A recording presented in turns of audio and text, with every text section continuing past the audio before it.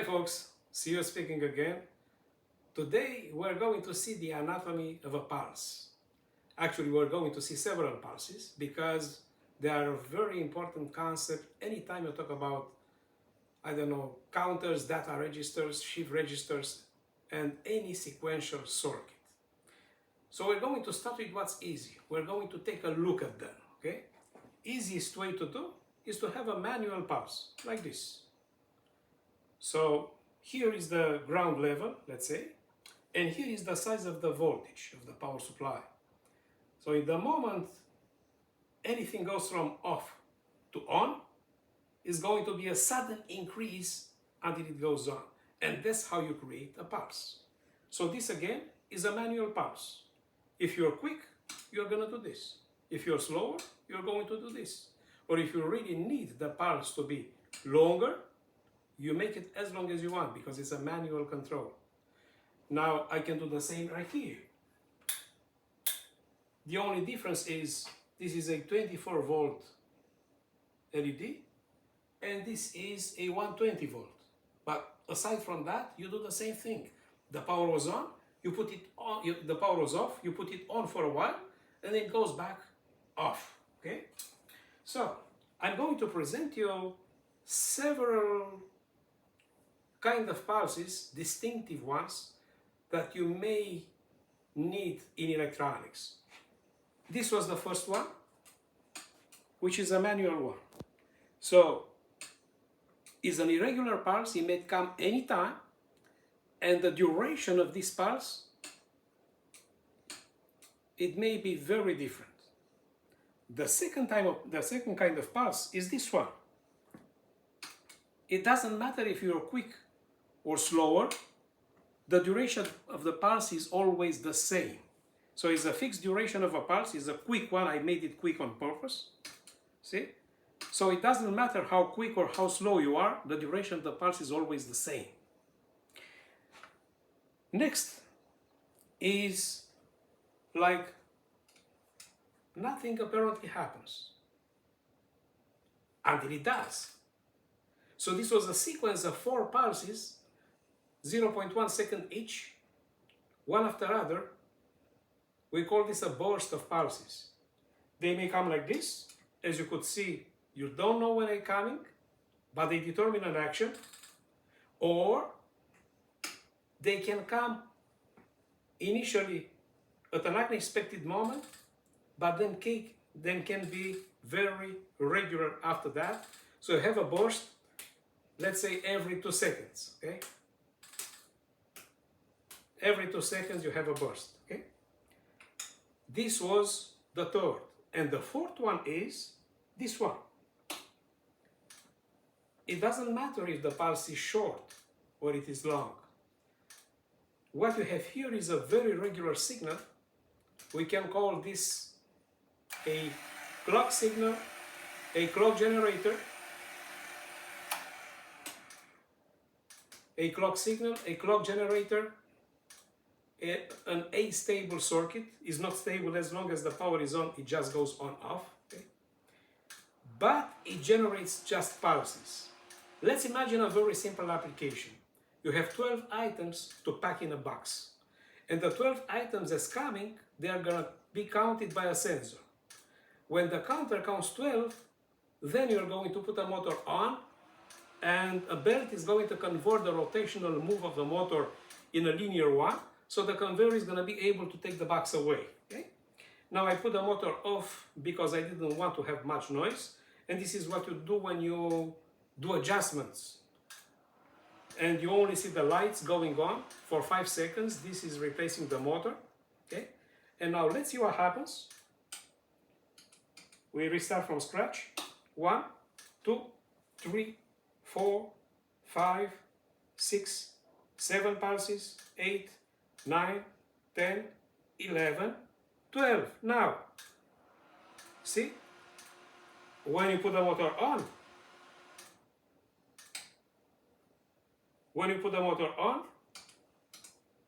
like this,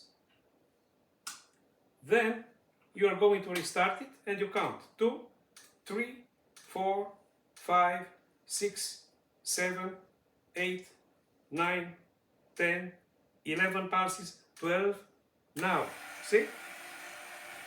And 5 seconds later, the motor goes off, and you count 2, 3, 4, 5, 6, 7, 8 pulses, 9, 10, 11, 12, and again, see, and so on. So that's a very simple application just to show you when you have regular pulses keeping coming. I'm going to put the motor off. Anytime you see pulses keeping coming, they can determine actions. There are two actions in that situation. One action is when any pulse is coming, is simulating the counting of an item coming to be put in the box. And after 12 pulses coming, the motor goes on, so you imagine the conveyor picking up the box and pushing it away. Okay? So again, just to have a revision of all that, I was showing you 4 kinds of pulses. One is the manual pulse. Undetermined duration, unexpected moment to come. Second, it doesn't matter. It doesn't matter when you actually pulses. Let's put it off. Okay. Second, it doesn't matter. The pulse is always the same length. If you are slow or quick, it just won't matter. Okay. The third one was a burst. A burst of pulses, they just keep on coming unexpectedly, but they're coming. And this is just a variation. When you have bursts coming every 2 seconds, they repeat every 2 seconds, okay? And so on. And was the fourth one, a regular kind of pulse coming like a clock, okay? And now, let's see this deeper explained over the oscilloscope screen. Let's go. So here is much closer as a picture what you see in the documentation and on the paper when you do calculation. Here is the level of the power off, and in the top is the level for the power on. So imagine I have this lamp here above me, the power is off, we're right here. When I put the power on, it goes like this, and it's going to stay on for a while. Until when? Until it goes back off and the power goes off again. This is what we call a pulse. But the things are a bit more complicated than that. Let's see. Here is a sequence of pulses coming one after other. So, before we're able to pick up only one of them, something like that, and to bring it like that on the paper, okay? Let's make the distinction between the picture with several pulses and the picture with only one pulse. I'm going to make it the one with several pulses. Very easy.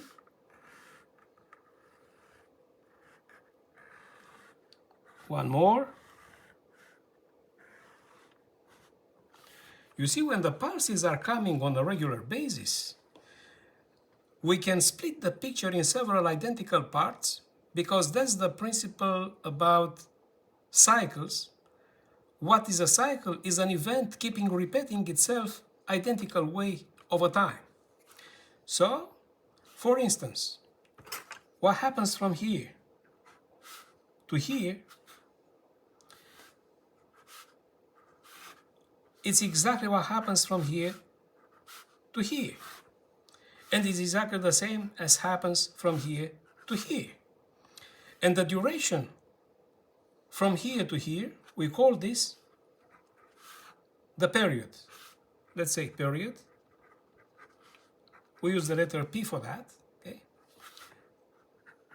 Which is the same as here and the same as here. Only when the duration of each event is equal to the duration of any other event, only then we can talk about cycles and period and respectively frequency. So when you have several such cycles coming one after other, then it's very easy to say, listen, I have the period, which is P, and I have the frequency, which is F.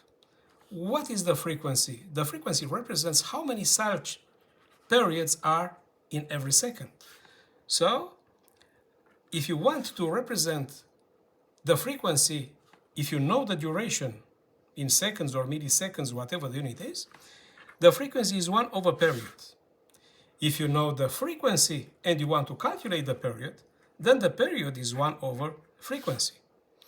And the third version of this formula, which is the relationship between frequency and period, is what we are using all the time when keeping checking. The period times the frequency is always 1. All these three versions are actually representing the same formula.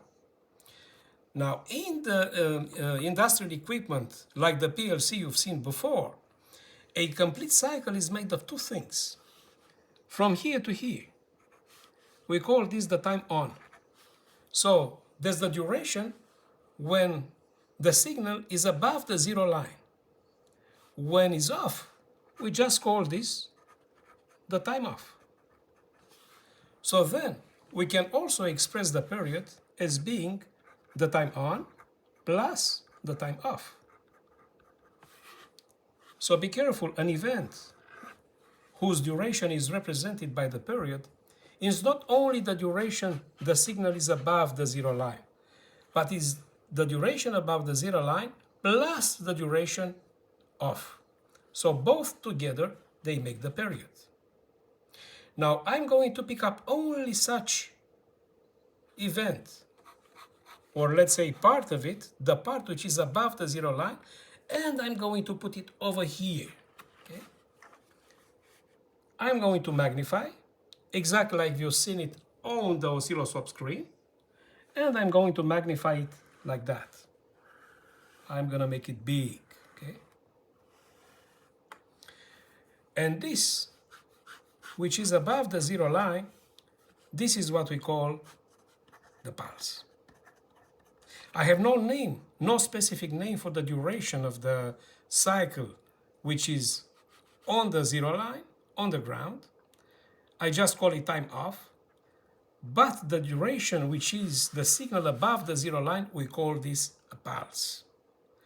And imagine this red line here represents the time. Everything happens in time. This is the axis of the time. Okay?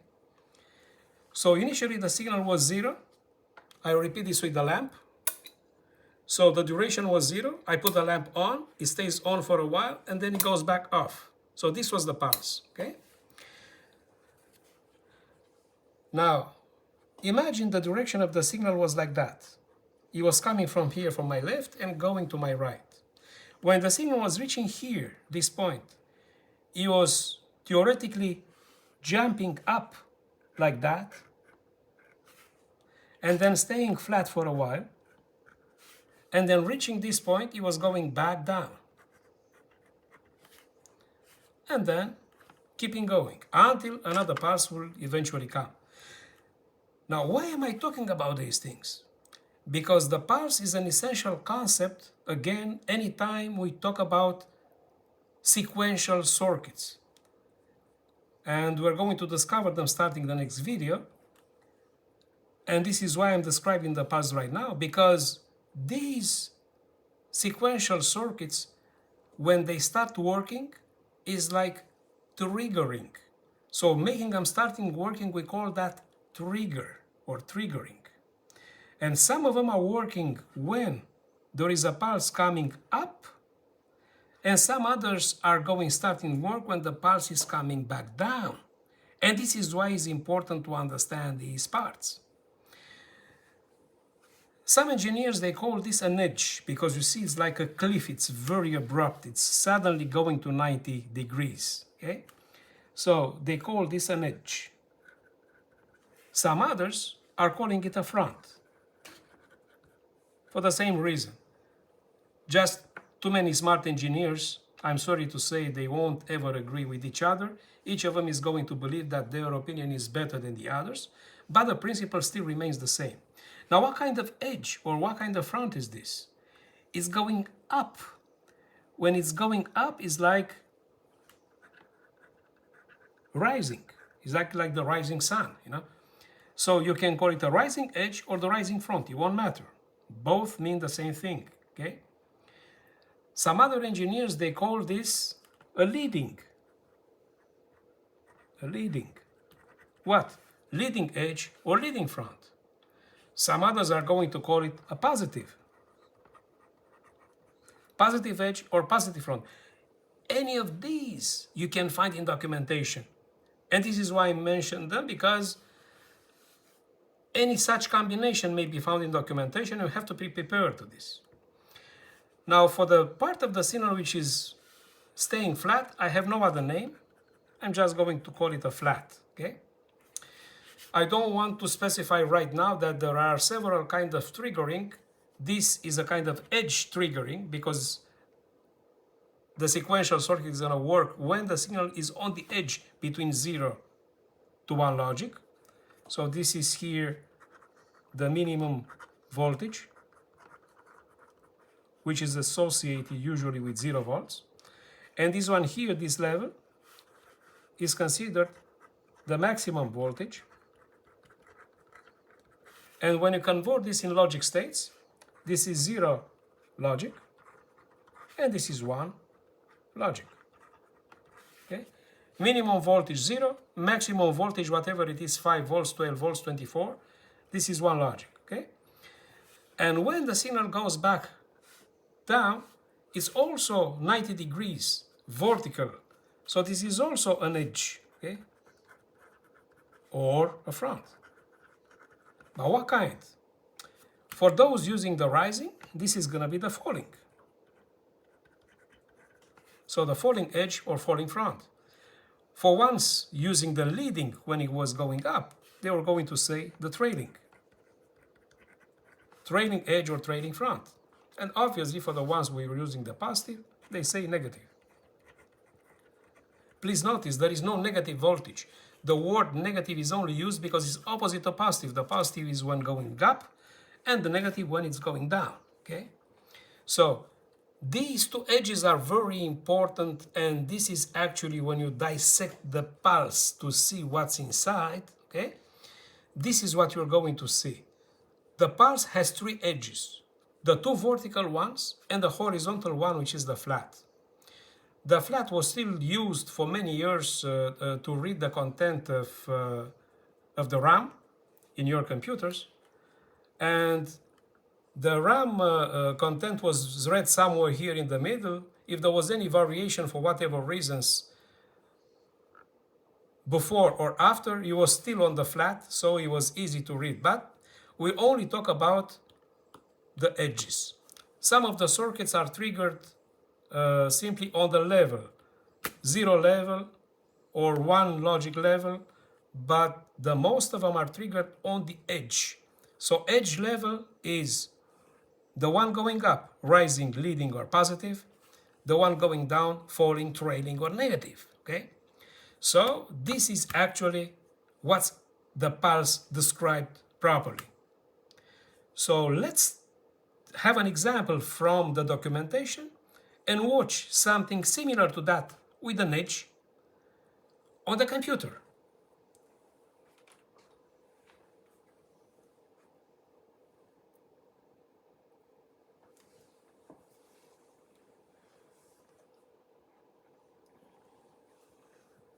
This is a typical circuit. The documentation is for 74HC595, is the most used shift register in all kinds of projects with Arduino. Remember one of my previous videos about IC technologies. 74, it says, is a commercial. H is the first letter of high speed. C is the first letter of the acronym CMOS. And that's a replica with CMOS of the old 74595, which was the TTL. 595 is the code sending you to the internal structure of what we call a shift register. So if I'm just going down with that, I'm not interested right now about the block diagram of it, how it is made. I'm not interested about a detailed block diagram. What I'm interested about is this part of the picture. okay, where you can see exactly pulses coming regularly is not important right now because we don't describe the shift register, the storage clock pulse, but it requires a rising edge, as you can see. Not even about the standard clock pulse for the shift register to advance the pulses inside. It's also requiring a rising edge, but you can see the rising edge is figured clearly on the pulses here. And also in the documentation, you can only see the arrow going up is the same thing as this one.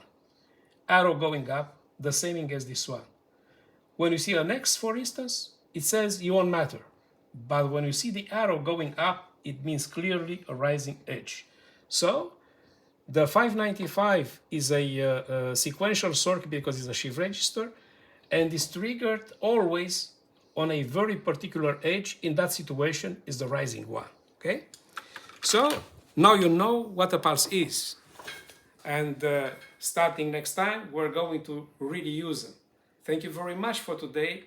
To assist to see the anatomy of a clock pulse or simply a pulse, and then see you next time. Bye bye.